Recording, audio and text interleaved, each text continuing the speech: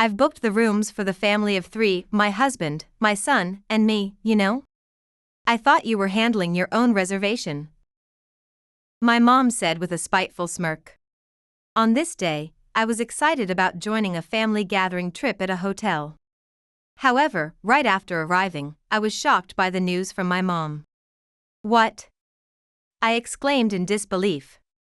She had taken care of the reservations, saying, "Leave it to me," but had not arranged a room for me.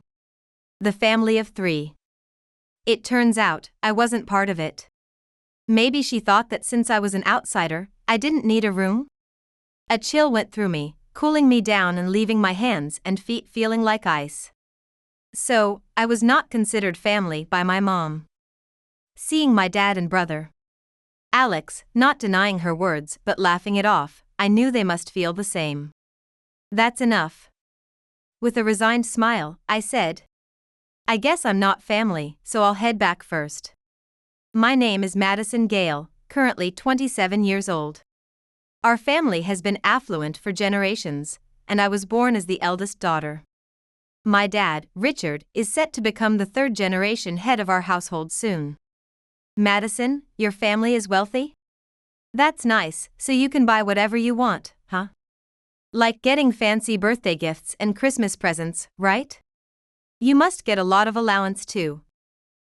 Whether they heard rumors from their guardians or guessed from my mom Olivia's flashy attire during school events, I'm not sure. But during my elementary and middle school days, my classmates bombarded me with questions. Sometimes they asked intrusive questions like, "What's the highest amount of Christmas money you've received?" Or "How much allowance do you get a month?" Thinking back as an adult, I realized those questions were quite inappropriate and offensive. They probably just lacked the maturity to know what's suitable to ask someone. No, well.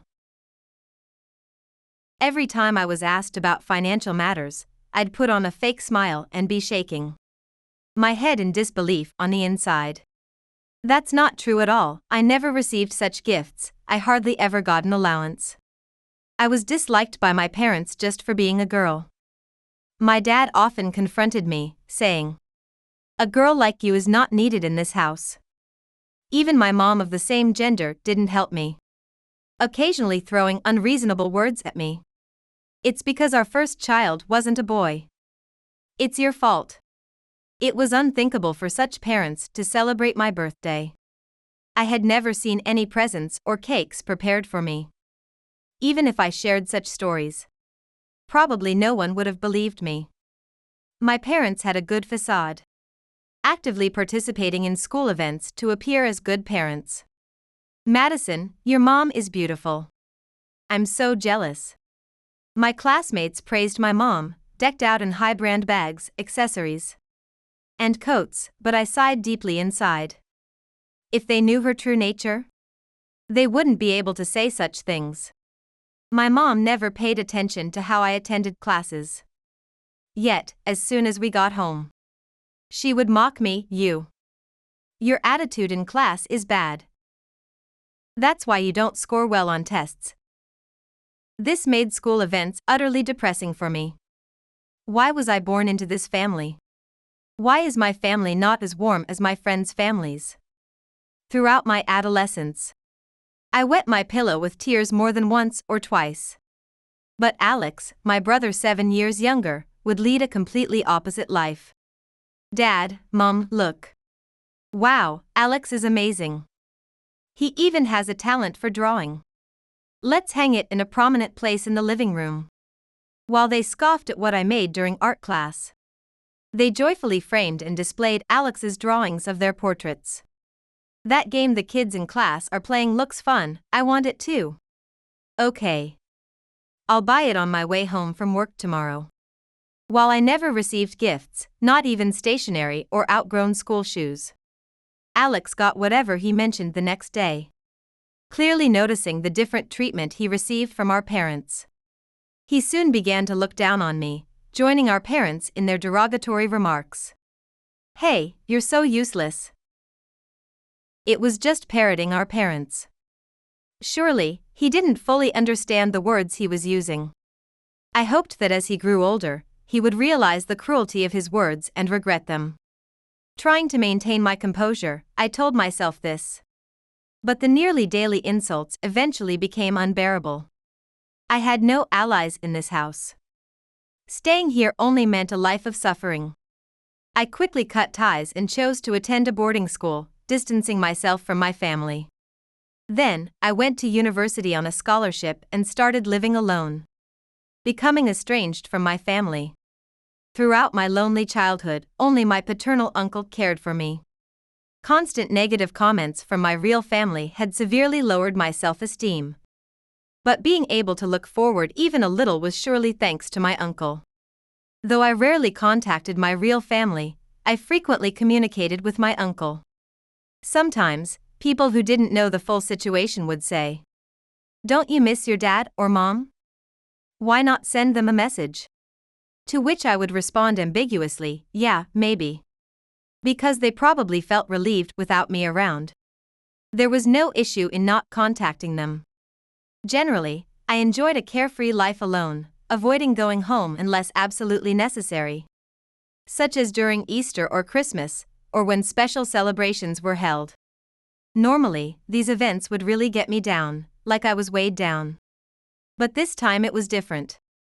For the celebration of my grandpa's significant birthday, our entire family was set to go on a spa trip. I figured there wouldn't be any cursing or ignoring like old times in such a fun travel setting, so I decided to join. Well, it was also because my grandpa sternly stated, all relatives must attend. Work had been busy, and I hadn't seen my uncle in a long while. So I was looking forward to the trip, unaware of the schemes of those who disapproved of my participation. I was about to face something unimaginable. I wonder if I can enjoy some delicious food. Maybe I'll take some nice photos at the tourist spots. With such excitement, I faced the day of the trip. What? What do you mean? Immediately after arriving at the hotel, the shocking fact revealed by my mom made me exclaim in astonishment. Only my uncle and I displayed expressions of complete surprise, our eyes wide and mouths agape. The rest of the relatives all sported mischievous, malicious grins. From a slight distance, the main celebrant, my grandpa, quietly observed the scene. How could you? Following my astonishment, my uncle also let out a stunned voice. Yet, the expressions of everyone else remained unchanged. In fact, they seemed even more amused. My mom, representing them, spoke up in response to our confusion. That's why I didn't arrange a room for you. I thought you were booking your own. Her tone and expression clearly conveyed that this was no misunderstanding, but a deliberate act. If it were truly a misunderstanding, she would show remorse, lower her eyebrows, or look apologetic. Her continuing smile made the answer clear. Indeed, my mom, who had claimed to handle the hotel reservations, had not arranged a room for me. It was unthinkable that even on a trip, she would take actions to belittle me. The excitement I felt until the day before was nowhere to be found, replaced by a whirlwind of irritation, sadness, and disappointment that darkened my heart. The color seeped into my vision, and I nearly collapsed, somehow managing to hold myself up. I didn't want to ruin my grandpa's celebration, so I held back and bit my lip instead of shouting at my mom. But I was still super angry, so I clenched my fists really tightly that my nails dug into my palms. And that awful feeling in my chest just wouldn't go away. A misunderstanding. It's clear you did it on purpose. My uncle raised his voice in my stead. His face turned red. A vein throbbed on his forehead, and his eyes narrowed in anger. That he stood up for me might be the only solace in this situation. If he hadn't protested, I would have burst into tears. And the relatives would have ridiculed me even more. Why do you keep tormenting Madison with such childish acts? Are you even fit to be a parent? You don't act like an adult at all. Despite my uncle's harsh words, they didn't seem to affect my mom or the other relatives. That's why I'm saying it was a misunderstanding. I've booked rooms for Richard, Alex, and myself, the family of 3, you know? Why should I have to book Madison's as well? Hearing my mom's words, a feeble voice escaped me. The family of 3. It seemed I wasn't included in that. Was I considered an outsider? Someone who didn't need a room? A chill spread through me, turning my limbs icy cold. So, I was not considered family by my mom. Seeing my dad and Alex laugh off her earlier words, I knew they must think the same. How cruel. My uncle's voice cracked as he stepped toward my mom. For a moment, I tensed, fearing he might grab her, but my dad intervened, who had always derided me. "James, don't interfere where you're not the heir," he shouted at my uncle. "What? What does being the heir have to do with this?" My dad was unfazed, smirking as he retorted, "Of course, it matters. Being the heir means I, and thus Olivia, as my wife, have a higher status than you. You have no right to lecture us." This absurd reasoning seemed to go unchallenged by the relatives, who nodded in agreement as if to say, "Well said. That's right. You have no right to speak up. In fact, you should be grateful that we even let that one join the trip." Alex chimed in, labeling me as that one and throwing insults at me. I sighed, recognizing how much he had taken on our parents' attitude. "What? Apologize to Madison right now." My uncle ground his teeth in frustration as he appealed to my parents and Alex. But they merely scoffed. No apologies came, it was like beating the air. "It's okay, uncle."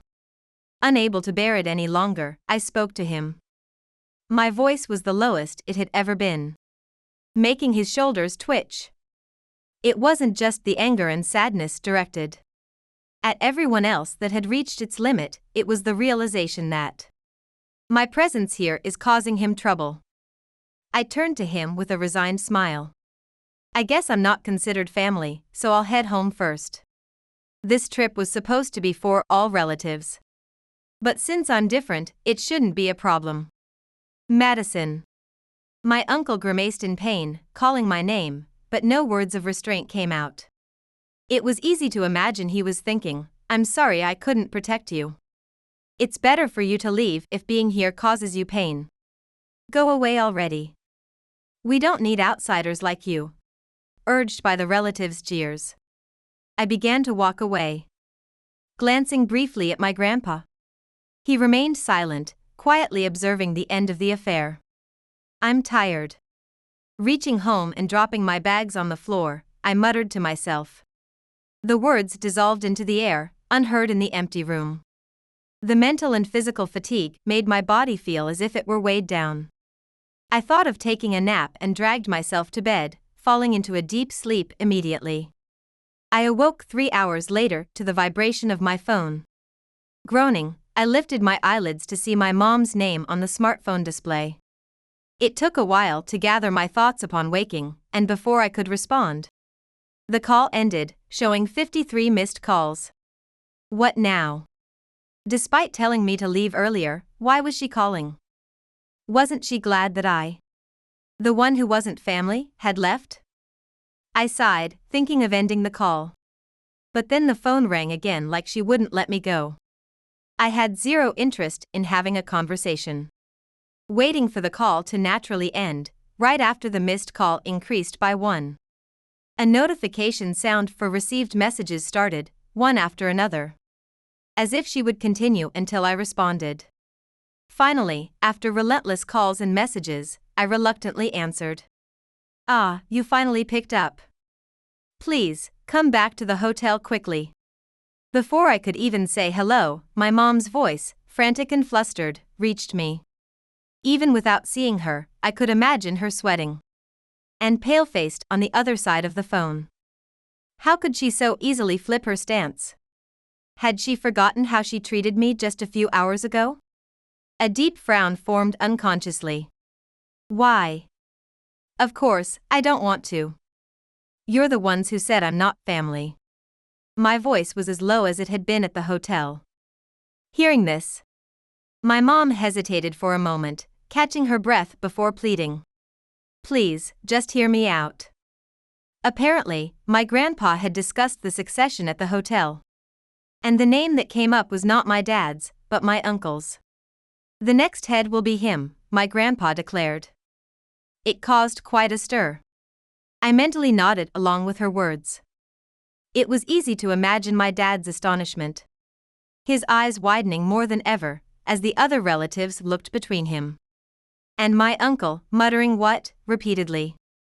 Actually, Granddad had been harboring doubts about my dad Richard's arrogance. For some time. He intended to discuss this with the relatives during this trip. However, immediately upon arriving at the hotel, he witnessed how I was treated. And decided there was no way he could make Richard the heir. He then resolved to pass the mantle to my hardworking and serious Uncle James.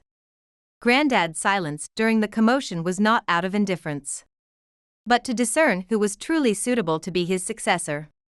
Richard said, James is not fit to be the heir, but Grandpa wouldn't listen at all. My mom sighed as she explained. My dad cited reasons such as James being the second son and not having a child of his own to continue the lineage. But Granddad calmly declared, let Madison succeed if not James.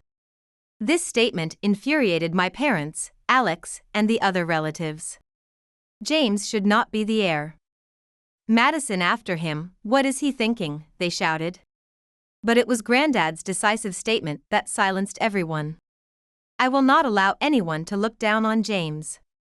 No matter what anyone here says. My decision to make him the heir will not change. The room fell silent, and then Granddad began to explain why he had chosen James as the heir. He revealed that all along, James had been looked down upon by my dad, who the family assumed would be the heir, leading them to disparage James together, similar to how they treated me with, you're not needed in this house. They always said Richard was a failure compared to him. Why are the brothers so different? Being compared to others was a daily occurrence for James. Even my dad himself used to mock him, I'm embarrassed to have a brother like you. Hearing the sharp things said about James resonated with me due to our shared experiences, and it left me feeling pretty upset. Despite having no allies and a situation where anyone would have broken, James continued to study diligently, saved up from part-time jobs, and even studied abroad. Although others mocked his efforts as frivolous, he never slacked off, and is now a popular translator of foreign novels and films. Granddad appreciated James's earnest demeanor, while the other relatives were disheartened. Granddad and James continued their conversation, and at one point, they discussed me. After graduating from college, I had started a business and grown it to a turnover of $3 million annually. James had offered support, but I refused, not wanting to rely on others like my dad or Alex. Madison is just like me. She faces adversity with a spirit of defiance and carves her path. My uncle had apparently said to Granddad, it seems our ways of thinking were very much alike. More than my biological dad. James felt more like a dad to me. Listening to James, Granddad seemed relieved. If James thinks this way, I can trust Madison with the next generation. As the two nearly concluded their talk, my dad attempted to interrupt. But, isn't it normal for the eldest son to be the heir? Isn't it embarrassing for the second son, James, to take over? Glancing at my dad and placing a hand on his chin as if pondering. Granddad might have seemed to reconsider to my dad, who momentarily relaxed his mouth. But his face soon tightened. There's no rule that the eldest son must succeed. Nor is there a rule that it must be a man. Therefore, both James and Madison are perfectly suitable as heirs, Granddad clarified. He had inherited the mantle from his dad simply because he was an only child. No, but my dad still seemed dissatisfied after hearing this, but Granddad's decision was firm. Alex also tried to argue that they should reconsider the heir.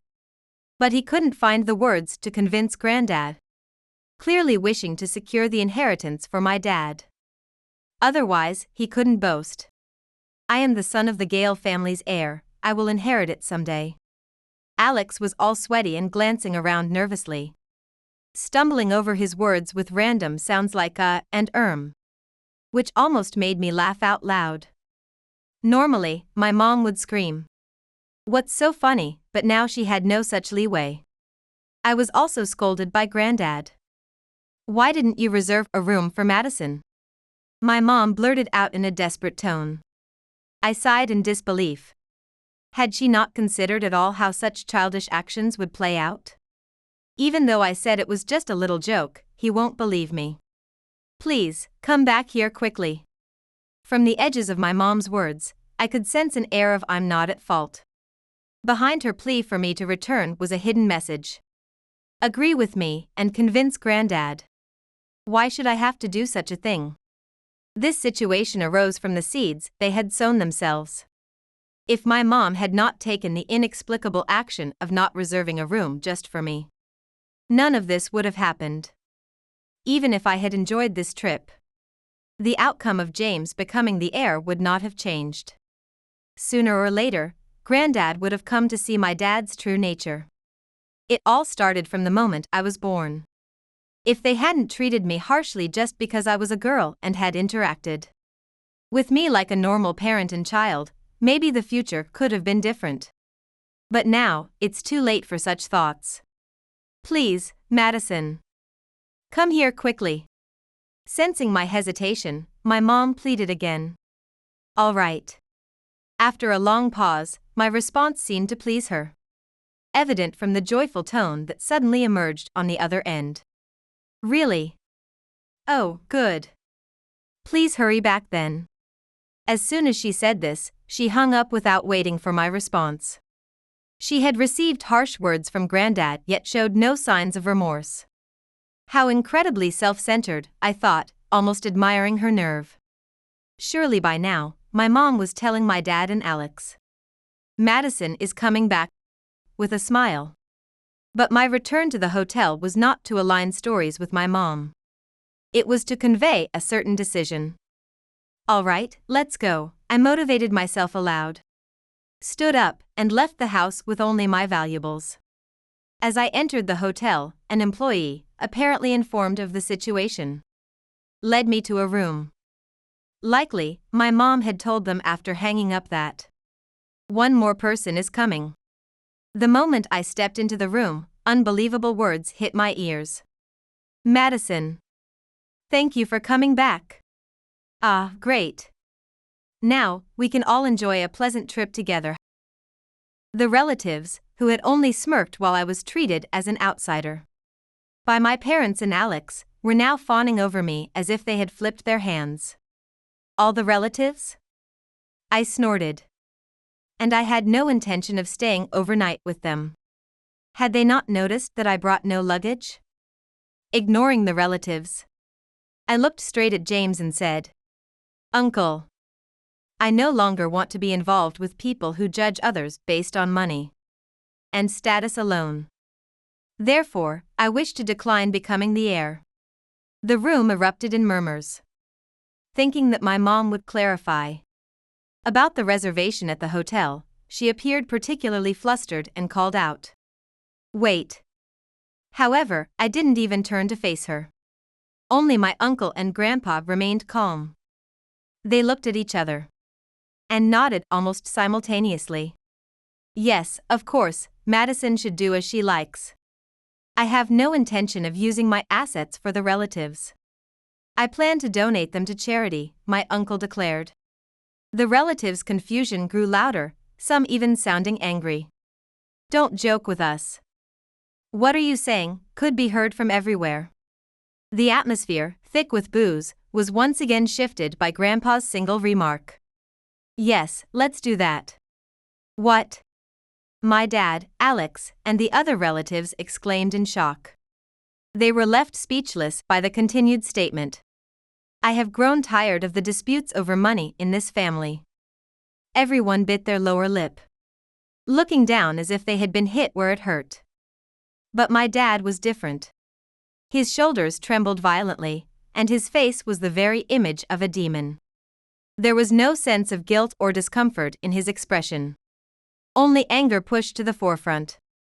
"This is all because of you, Madison. If you weren't here, none of this would have happened." The sound thundered as if to rupture my eardrums. The look my dad gave me was not that of a dad seeing his daughter, but filled with intense hatred, as if to shoot through an enemy. I clenched my lower lip hard in response. How could he think it's my fault? Wasn't everything the result of their own actions? It's like reaping what you sow. Utterly childish and selfish to shift the blame to me. With a feeling of "don't mess with me," I glared back at my dad. If this were a cartoon, sparks would surely be flying intensely between us. The atmosphere was highly charged. It was my dad who moved first. "If you weren't here." Repeating those words like a madman, he shockingly raised his fist toward me.